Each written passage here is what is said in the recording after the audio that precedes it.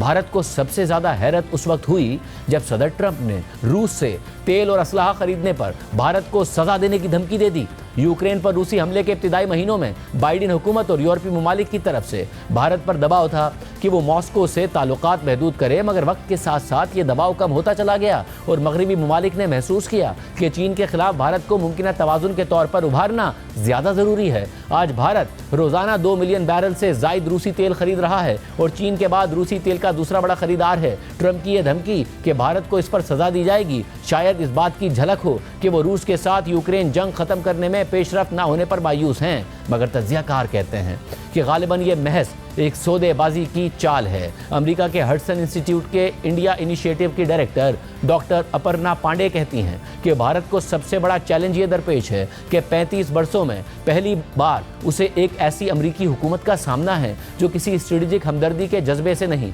बल्कि मुकम्मल तौर पर अपने मफादात के तहत काम कर रही है। इसके अलावा ब्लूमबर्ग के एक और तज्जिये में लिखा है कि भारत अमेरिका को मनाने के लिए मुख्तलिफ ऑप्शंस पर गौर कर रहा है, जिनमें अमेरिका से भारत में दरामदात में इजाफा शामिल है। इस मामले से वाकिफ लोगों के मुताबिक भारतीय हुकूमत का अमेरिकी सदर की तरफ से 25% टैरिफ की धमकी का जवाब देने का कोई इरादा नहीं है।